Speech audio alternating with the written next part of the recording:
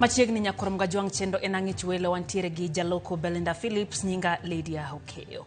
Anyuola mar joka Odinga oko kendo oseo mokalo weche maliekore mbui kendo ket anyuolano kama tek mar lero gik magikoni ok gin adieri. Nyi Jaramogi Oginga, Weno Akinyi kod Ruth Odinga mane lose kanisa ma Nyamira e kinde lamo koni onge kata achiel remb Jaramogi mantie oko. Kabende Jaramogi nene kod joute ang'wen duto ma utego pod nitie kamoriwo mar adek mano oyudo dak kata kama chielo. Judith Omondi miwa mathoth.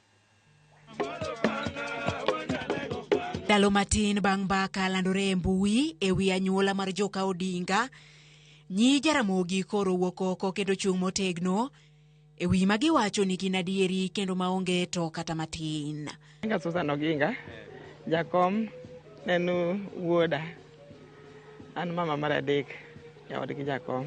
Weno Akinyi kaachiel kod Ruth Odinga, magin nyi Jaramogi Odinga manyotwa kie kinde lamo e kanisa ma Nyamira, oyango ni wuongi ne ni kod mon ang'wen, duto ma utegi pod ochung', koda kamane oyudo dak komachielo.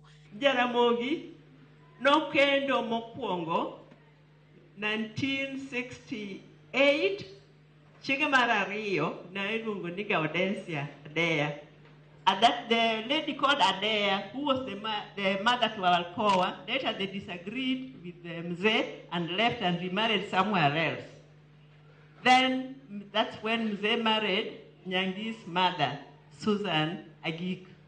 That is Susan Nyangi and Omondi. So after that, there was Mama Betty. Those are the only wives of Jaramogi.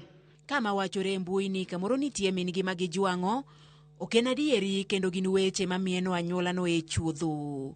He has a house for all the wives, even the one who left. There's no other house which belongs to anybody else. So Jaramogi had no other wife. Jaramogi had no other wife.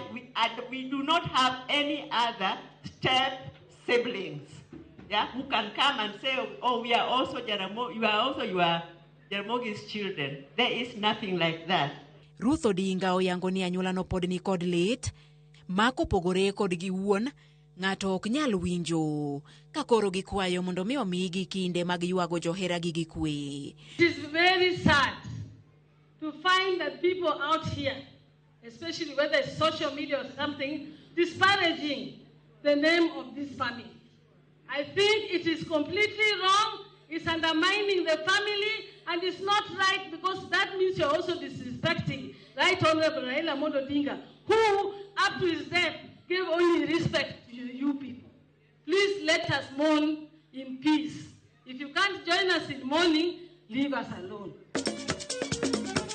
Weche gibiro mana dweche ariyo bang' anyuola no wito Raila Amolo Odinga kod nyamin mare Berila Chieng' ma bende ne otho jumbe matin tok Raila.